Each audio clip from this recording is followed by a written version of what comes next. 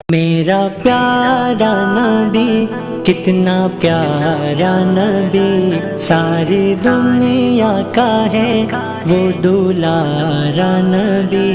میرا پیارا نبی کتنا پیارا نبی، ساری دنیا کا ہے وہ دلارا نبی۔ الحمدللہ رب العالمین والصلاة والسلام علی اشرف الانبیاء والمرسلین، اما بعد فاعوذ باللہ السمیع العلیم من الشیطان الرجیم۔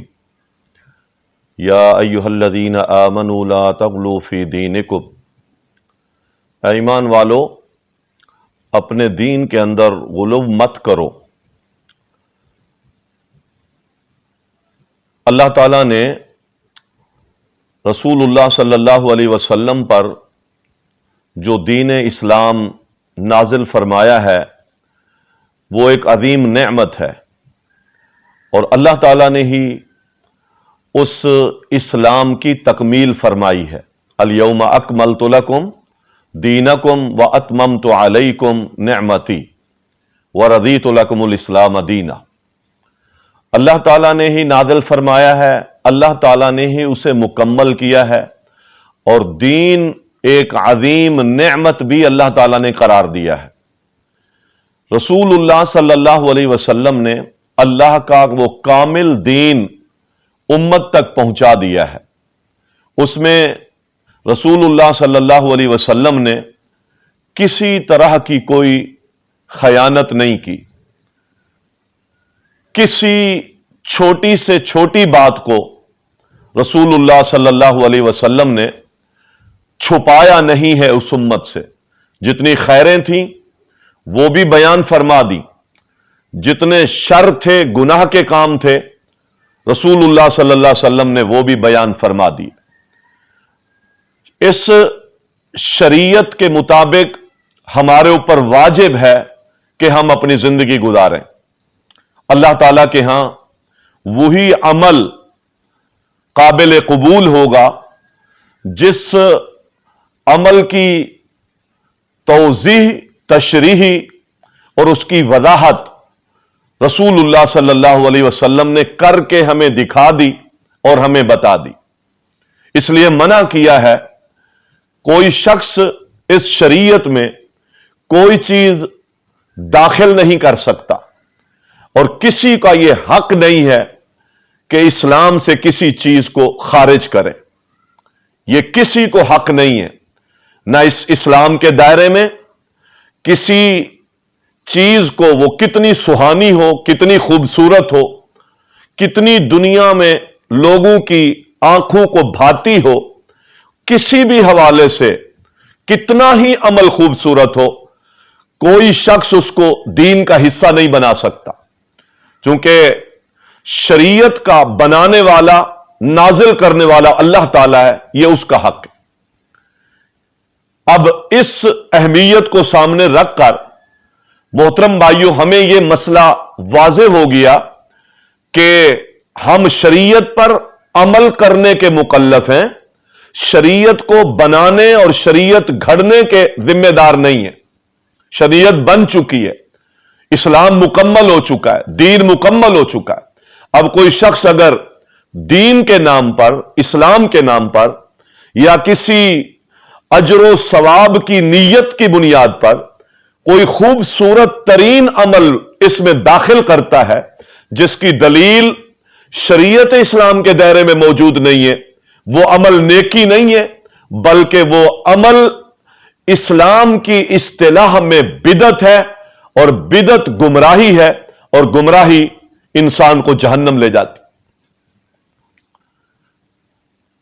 رسول اللہ صلی اللہ علیہ وسلم کی پیدائش کے حوالے سے بھی ہمیں کتاب و سنت نے کیا رہنمائی کی ہے، اس حوالے سے ہمارے معاشرے میں پیغمبر صلی اللہ علیہ وسلم کی ولادت کے توسط سے امت مسلمہ کس قدر خرافات میں، اپنے اپنے طریقوں میں اور عجیب عجیب کیفیات میں مبتلا ہے، یہ عمل بھی اسی قبیل سے ہے۔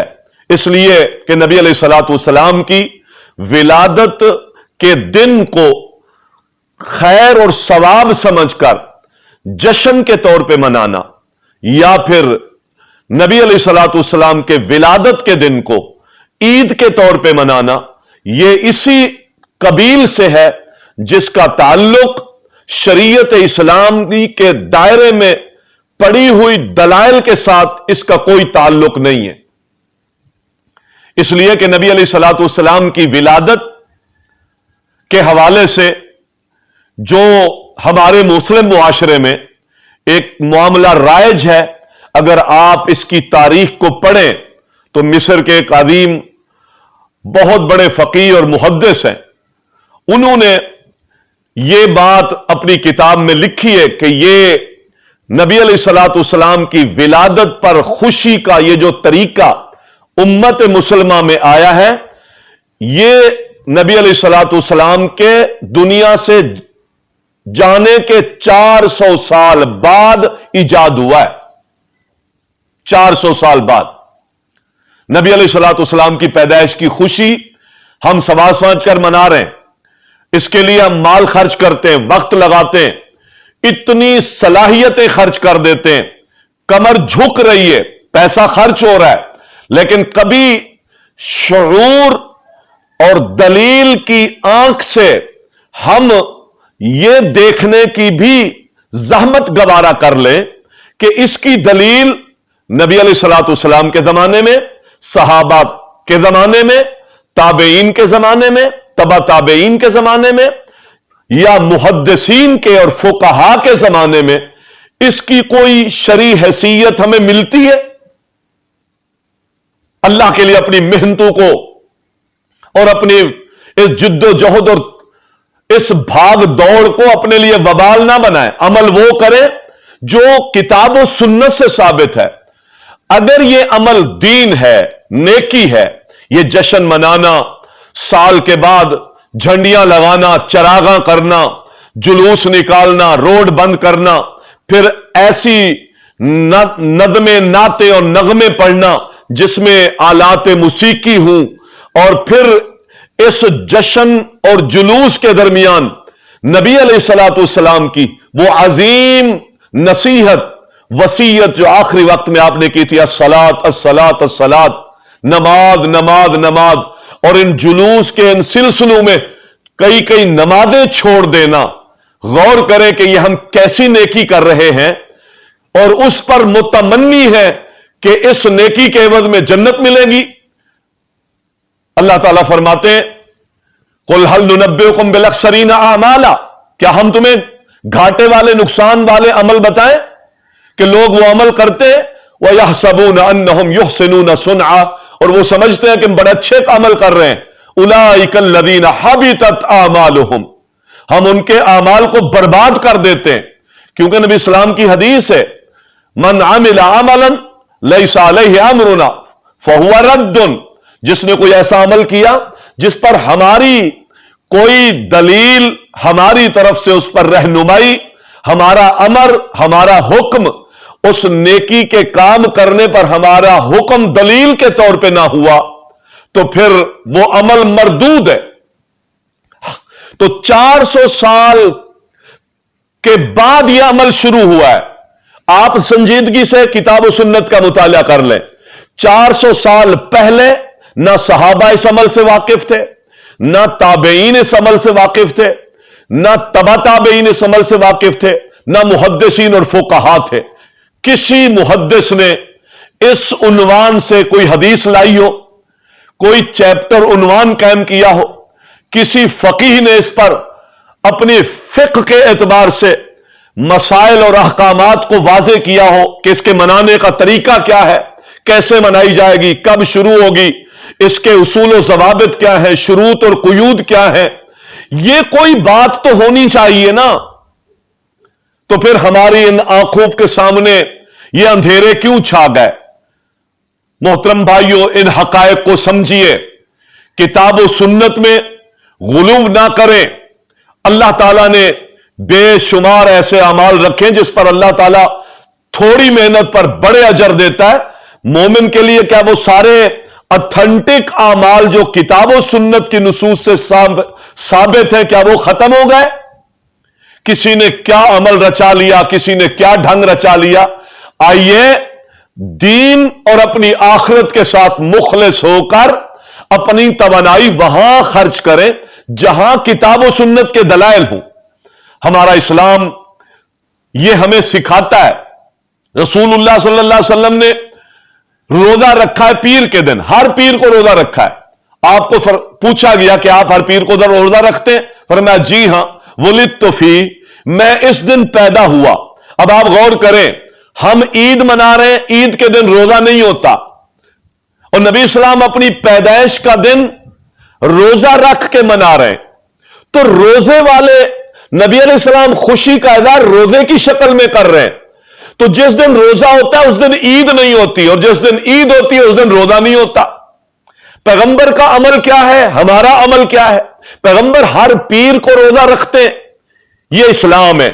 और हम साल के बाद एक जश्न मनाते हैं। जरा तत्बीक दे, मुवाजना करें अपनी जिंदगी का रसूलुल्लाह सल्लल्लाहु अलैहि वसल्लम की जिंदगी के साथ। लिहाजा नबी अलैहिस्सलाम के सहाबा खैर के अमल, नेकी के अमल ढूंढते रहते थे, लपक पड़ते थे। जो खैर का काम होता था लपक पड़ते थे। सहाबा की जिंदगी में यह दिन कितनी दफा आया? अगर यह नेकी थी, खैर थी, तो सहाबा यह काम क्यों नहीं करते रहे? सहाबा नेकी में आज के जश्न मनाने वालों से पीछे रह गए, हालांकि वो नेकी में सबसे आगे थे। क्या ओझल रही ये बातें सहाबा पर, ताबेईन पर?